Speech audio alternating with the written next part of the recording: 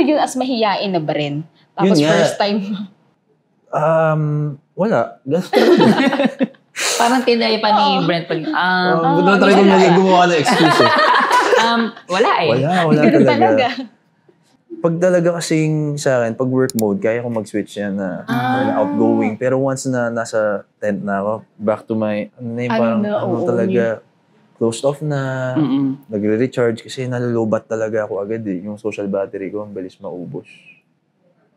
I think nakikita ko rin sa ibang celebrities kasi totoo naman dahil minsan lagari kayo sa isang buong araw. So, parang tinitipid yung energy nyo every time na may chance kayong magpahinga muna, di ba? Na pag nakita ng ibang tao, akala nila nagsusungit, di ba? Nag-attitude ka. Yun po yung reason kung bakit po ako pumasok ng PBB. Kasi nga, ang daming, di talaga gets yung personality ko. Para mas maintindihan. Susungit lang ako, yung parang, ayaw makisama, ganun. Kahit papaano, yung pagpasok ko ng PBB, sabi ko, kung di pa ako mag-gets ng mga tao na 4 months, di ko alam, walang gano'ng katagal.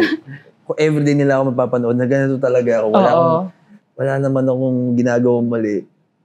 Pero tahimik lang talaga. So, yun. Pero hindi mo na problema, gano'n. Pero, with that, tingin mo ba mas naipakilala at mas naipaintindi mo kung sino si Brent talaga? Yun, ang dami pong nagme-message sa akin na mga kapwa ko introverts na yan.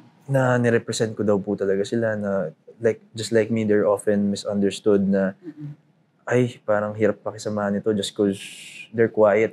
Saka, naman natin, kaming mga introverts yung lagi nag-a-adjust sa mga extroverts. Kaya parang, parang sabi ko, bahala kayo dyan sa loob ng bahay. Kasi yung entire point naman ng PBB for me is just really being yourself. And for me, I was being myself the whole time. And I'm really glad na ang daming tumanggap talaga nun. Yung aspect ko na yung ugali ko yun. Mas in-embrace ka ng mga tao at mas naintindihan ka nila. After this project ba, Brent, tingin mo mas kaya mo na makapag-take ng mas bigger project and roles? Yun po yung next goal ko. Siyempre, after itong PBB, ang laking pressure, lalo na yung big winner title to really prove yourself after the title.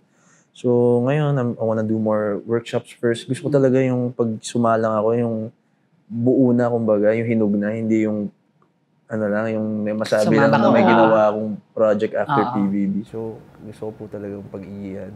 Malinaw, na gusto ni Brent na, yun nga, kumbaga train ka muna bago ka talaga sumabak.